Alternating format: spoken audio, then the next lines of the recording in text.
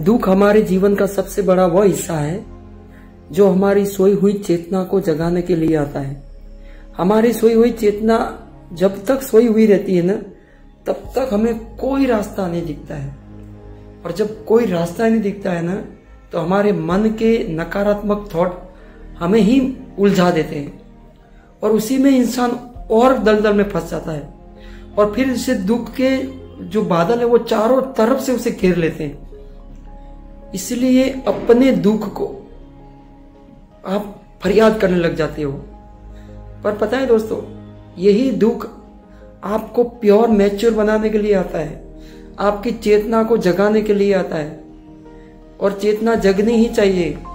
इसलिए अपने दुख को केवल अपने तक ही सीमित रखो, दूसरों को मत बताओ। और दूसरों को कोई इंटरेस्ट नहीं है आपके दुख में, किसी को कोई नहीं पड़ी है, ये बात समझ लो।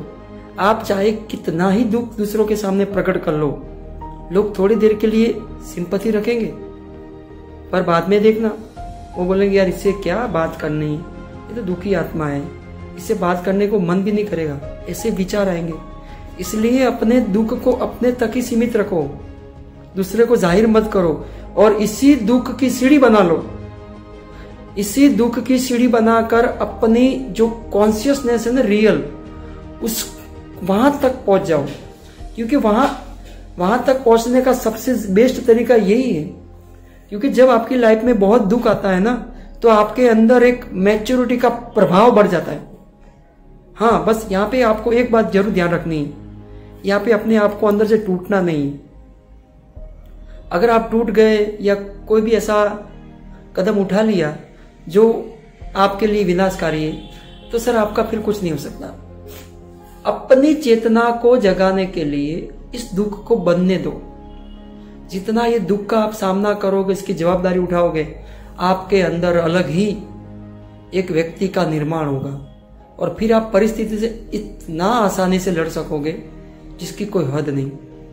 आपका दुख आपको उस ऊंचाई तक पहुंचा देगा जहां आप डिजर्व करते हो, जहां आपकी रियल क्षमता है। और तब जाके जब आप सफल होंगे ना, तब आप सबसे पहले धन्यवाद किसी और को मत देना, पहले अपने दुख को ही देना। क्योंकि यही दुख तो ही आपको जगाने आया था, वरना ये दुख ना होता ना, तो हम तो पता नहीं कौन सी उलझन में उलझे हुए होते।